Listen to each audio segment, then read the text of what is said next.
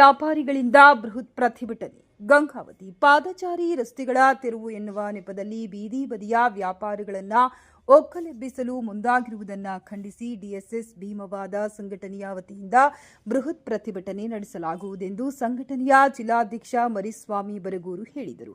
ನಗರದ ಪತ್ರಿಕಾ ಭವನದಲ್ಲಿ ಭಾನುವಾರ ನಡೆದ ಪತ್ರಿಕಾಗೋಷ್ಠಿಯಲ್ಲಿ ಭಾಗವಹಿಸಿ ಮಾತನಾಡಿದರು. ನಗರಸಭೆಯ ಅಧಿಕಾರಿಗಳು ಪಾದಚಾರಿಗಳು ರಸ್ತೆ ತೆರವು ಎನ್ನುವ ಉದ್ದೇಶ ಬೀದಿ ಬದಿಯ ವ್ಯಾಪಾರಿಗಳನ್ನು ಒಕ್ಕಲೆಬ್ಬಿಸಿದ್ದಾರೆ. ನಗರದಲ್ಲಿ ಬಡವರಿಗೆ ಒಂದು ನ್ಯಾಯ, ಉಳ್ಳವರಿಗೆ ಒಂದು ನ್ಯಾಯ ಎನ್ನುವಂತೆ ಅಧಿಕಾರಿಗಳು ಕೆಲಸ ಮಾಡುತ್ತಿದ್ದಾರೆ. ಪಾದಚಾರಿ ರಸ್ತೆ ಒತ್ತುವರಿ ಮಾಡಿದ ಕೆಲ ಪ್ರಭಾವಿಗಳ ಆಸ್ತಿಯನ್ನು ಹಾಗೆ ಬಿಟ್ಟಿದ್ದಾರೆ.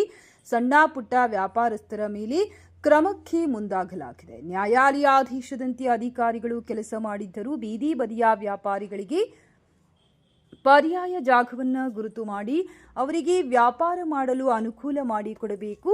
ಗಂಗಾವತಿ ನಗರದಲ್ಲಿ 1600ಕ್ಕೂ ಅಧಿಕ ಕುಟುಂಬಗಳು ಬೀದಿ ಬದಿಯಲ್ಲಿ ಹೋಟೆಲ್ ನಡೆಸಿಕೊಂಡು ಜೀವನ ನಡೆಸುತ್ತಿದ್ದರು. ಆದರೆ ಅವರು ಈಗ ಬೀದಿಗೆ ಬರುವಂತೆ ಆಗಿದೆ. ನಗರಸಭೆ ಅಧಿಕಾರಿಗಳು ಕೂಡಲೇ ಅವರಿಗೆ ಪರ್ಯಾಯ ವ್ಯವಸ್ಥೆಯನ್ನ ಕಲ್ಪಿಸಬೇಕು.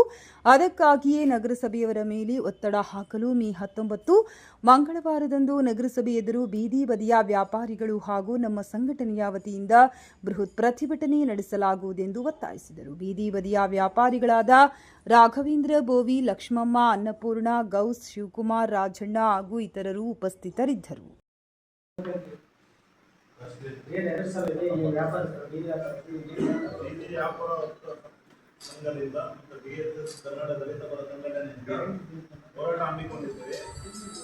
ಮಂಗಳವಾರದಿಂದ